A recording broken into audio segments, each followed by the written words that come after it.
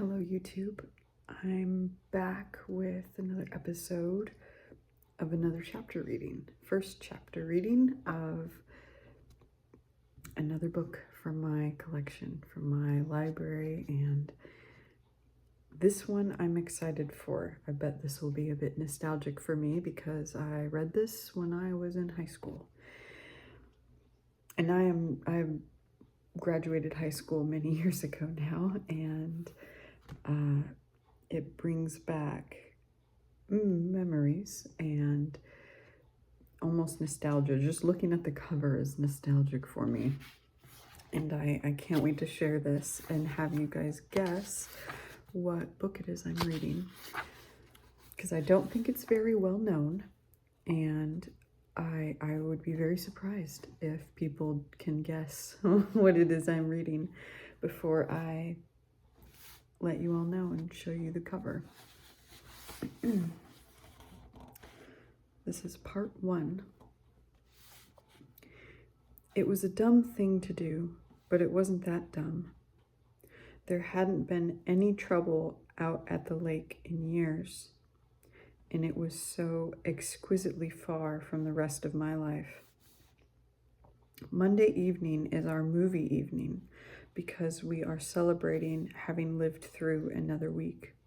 Sunday night we lock up at 11 or midnight and crawl home to die. And Monday, bearing a few national holidays, is our day off. Ruby comes in on Mondays with her warrior cohort and attacks the coffee house with an assortment of high-tech blasting gear that would whack Godzilla into submission.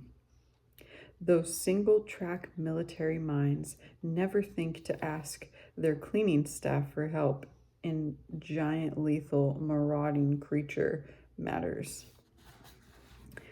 Thanks to Ruby, Charlie's Coffee House is probably the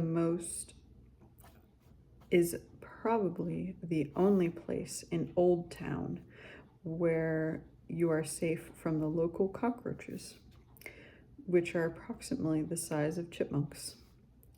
You can hear them clicking when they canter across the cobblestones outside.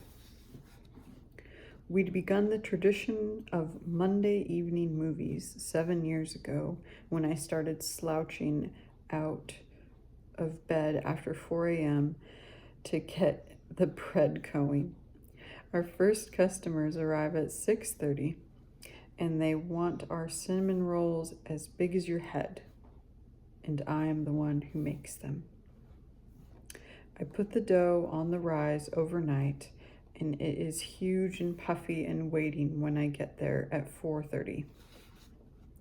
By the time Charlie arrives at 6 to brew coffee and open the till, and most of the year start dragging the outdoor tables down the alley and out the front. That was a lot of, I think the word is exposition. That was a lot of exposition. It doesn't really tell you what the book is about, to be honest. You'll never guess what this book is or what it's about. This is Sunshine by Robin McKinley. And this book, believe it or not, is about vampires. It's about vampires and as well as magical creatures. I will say that. It's as if it's its own world. It's its own fantasy world in a way. And it really revolves around vampires. And it is so modern for its time. I can't say when this book really came out, like the exact date. 2003, it must be. 2003 is when I think it was first published. And it's extremely modern. I don't think I've read such a modern book before. And some parts with the vampires are just so different. Like just the vampire world building and the vampires themselves are so different, and it was so interesting to a high schooler when I read it. And upon reading it as an adult, it's so different. It's so unique. This novel is so unique and so different for a fantasy novel, a vampire novel. And it's definitely worth a read if you're worthy of reading something so different and you want to take a leap. It's a little long. It's 405 pages, but it's very entertaining, and it's almost like a mystery. You find things out as you go, like any story. And it was enjoyable. It's very different and very modern, very new. I'll call it that. It's not a new book, but it's written in a way that seems very new, and it's definitely worth a read.